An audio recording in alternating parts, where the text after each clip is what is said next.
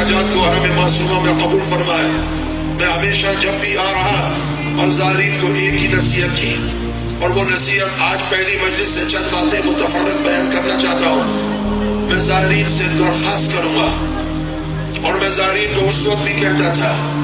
سونے کے لیے اپنے گھر سے زیادہ کوئی جگہ اچھی نہیں ہے، کھانے سے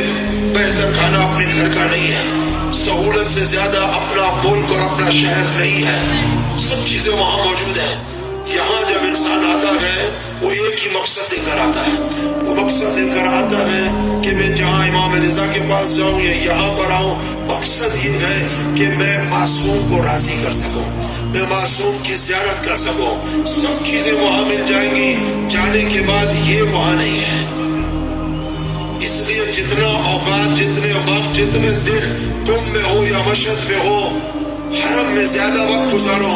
بازاروں میں کم گزارو، خریداری میں کم وقت گزارو۔ میں نہیں کہتا خریداری مت کرو، تبرک لینا ہوتا، ساری چیزیں ہیں، لیکن ایسا نہ ہو کہ وہاں زیادہ وقت گزرے اور یہاں بہت تھوڑا وقت گزرے تو پشیمانی کے سوا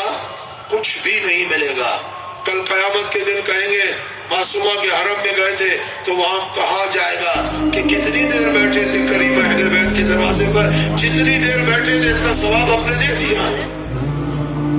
ایسا میں خاص کر کے نوجوانوں کا، بزرگ تو ظاہر ہے ان کا کام ہے، میرا اس عمر میں اور بازاروں میں گھومنے کا کام تو ہے نہیں، لیکن نوجوانوں کو نصیحت کرتا ہوں، الحمدللہ بامعرفت میرے جوان ہیں، تذکر ہے، یہ نہیں کہ آپ ایسا کرتے ہیں، لیکن یاد دلاتا ہوں کہ زیارت کی اہمیت کو سمجھیں اور آئیں انشاءاللہ۔ جب بھی یہاں پر تشریف لے کر آئیں، جیسے بھی میرے دوست نے فرمایا، مشکلات ہوتی ہیں، دفتر قائد ملت جعفری علامہ ساجد نقوی موجود ہے، یہاں پر آئیں، ان سے رابطہ کریں، نمبر لیں، اپنی ضروریات بتائیں، انشاءاللہ 24 گھنٹے آپ کی خدمت کر رہے ہیں۔ ناصر عباس انقلابی صاحب کا نام سنا ہے، دفتر کا نام سنا ہے، ان کی تمام کابینہ دوست جو کام کرتے ہیں، سب کے لیے دعا فرمائیے۔ اللہ